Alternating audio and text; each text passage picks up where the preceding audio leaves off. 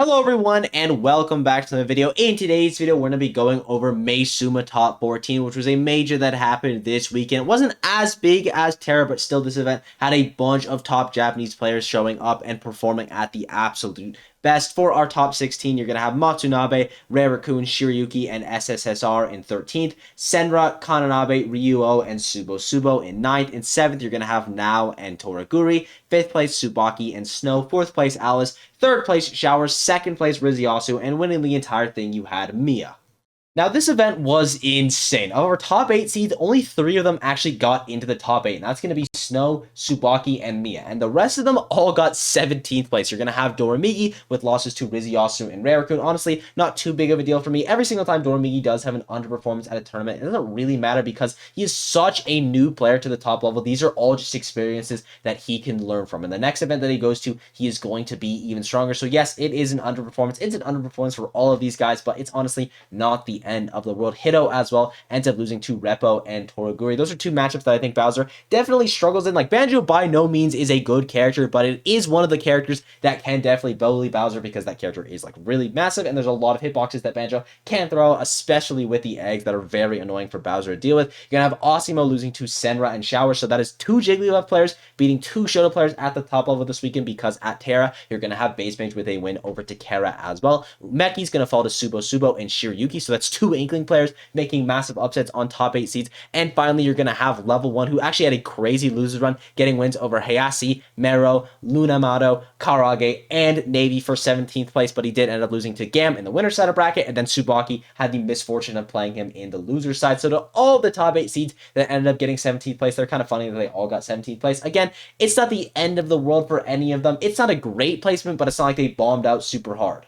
The breakout run of the tournament has to be Himo Pecchio on his run to 25th. He was able to beat Rei-Rakusu, Kanaji, Moneyray, and H4 all in the loser side of bracket. For reference, he was the 86th seed. Also, whenever May Suma was streaming the games, they had the player seed in their kind of player card thing, which I thought was a very good addition. Just thought I should mention that. But back to Himo Pecchio's run. He did this with mainly Lucas. I know he does have a Kazuya secondary, but Lucas is going to be his main character, so I do imagine he was doing a majority of the lurk. And also, Lucas is definitely a late game character because this character has some pretty insane tech, like the slingshot stuff you can do with the character specifically. That's kind of where I see a lot of the potential with Lucas, and maybe Himo Pecchio was able to pull some of that out in the loser side of the bracket, because the meta right now in Smash Ultimate is so interesting to me, because you're going to have the characters that you would expect to do good. You're expecting Sonic to do good. He's doing good. Snake, Steve, Rob, those are characters that make sense. But then you have like Banjo's doing good, and an Ice Climber player's doing good, and an Incineroar player's doing good, and Base Mage got 9th place at Terra, and things just don't really make sense right now in the meta because these late game characters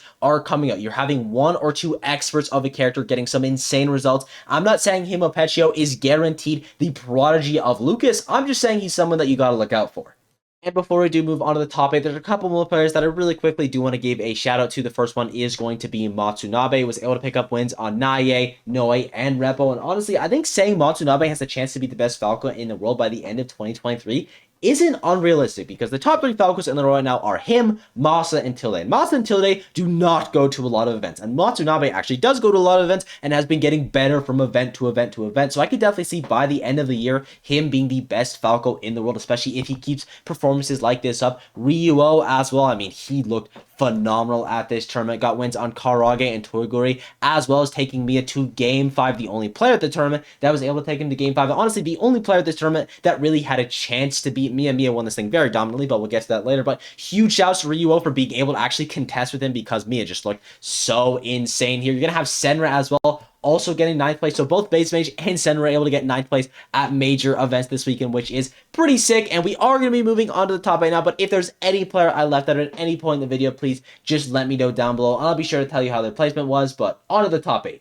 So to kick off our top 8, our 7th place finishers are going to be Toraguri and Now picking up wins on MZK, Goryoka, Matsunabe, and Subo. It's been a little bit since we've seen Now top 8 of Major. I believe his last event that he did top 8 of the Major scale is going to be Kaguri 9, so it has been a while. Even though he's definitely not the best Mario in Japan anymore, Snow has for sure taken that title. He is still such an impressive player, and it's really nice to see him at the top level of play again. But the highlight of the tournament, the highlight of the weekend, honestly, still in my opinion, has to be Toraguri finally top 8ing an event with Banjo-Kazooie. This is the first time ever in Smash Ultimate history where someone has top 8'd a major with solo Banjo. Yes, Tweak did play Banjo-Kazooie at Glitch 7, but I'm pretty sure he only played that character in the top 8 or like the set before that as well. But this solo Banjo was able to pick up wins on Zaki, Hito, SSSR, and Senra for 7th place, and Toragura. I mean, you got to be feeling super proud of this one. Such an achievement, especially at this point in the game. Kind of mentioned this earlier on in the video. The fact that these characters now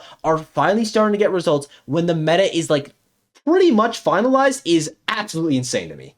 In 5th place, you're going to have Snow and Tsubaki. Snow finally getting his first top 8 at a major with wins on H4 now and Kananabe. Snow's the player that has been farming at the regional level, and it's not like his major results have been bad by any means. You look at his recent performances, he's got a 9th place at May Suma, top 13th, and a 17th place at Alt Corp, but obviously his regional results like a 5th place at Toyota Grand Slam, 2nd place at May Suma, 13.5. He's got a 4th place at Sumabato SB40, 5th place at Sumabato SB39, 2nd place at Sumabato SB38. Very strong on the region level, finally able to take that to a major tournament. I think with this run, he is definitely going to be the best Mario player in Japan. Tsubaki as well, that's another player that has been absolutely dominating as of late. Got wins on Kuroponzu, level 1, Shiryuki, Kananabe, and Toragura, getting a majority of those wins in the loser side of the bracket as well. Now, Tsubaki is a new player to the top level, definitely. He kind of had his blow up towards the start of the year at Japan 24, had a little bit of a dip where he doesn't doing amazing towards the start of the year, but these last couple months, he has been looking so impressive. Definitely a player that I could see winning some of these major events. Going into the event, he was the only player that I think had a shot at taking out Mia, and shocker, he's got sent to the losers bracket, and Mia won the event.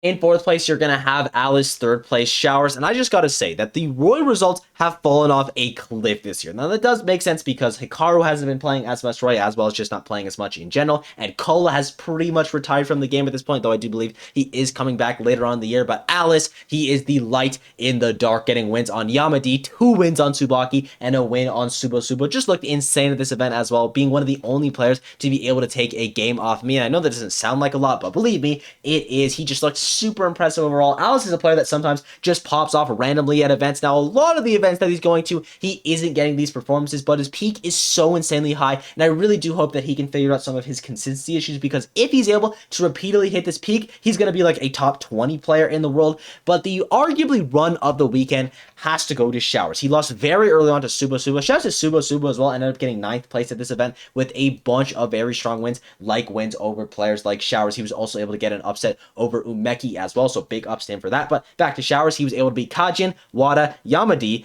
MZK, Osimo, Rarakun, Ryuo, now Snow, and Alice. And he did this all with Inkling, which is a very, very just weird character to have such an insane losers run with. I mean, Inkling is such a bad character, at least in my opinion. You just struggle so much to kill, but Showers apparently did not get that memo. His usage of downer was insane. His edge guarding was unreal. His percentages for Booyah were, of course, perfect. He just looked phenomenal at this event. Shiryuki also ended up getting 13th, and Space got 17th place at Terra as well. So just a really good weekend for Inkling.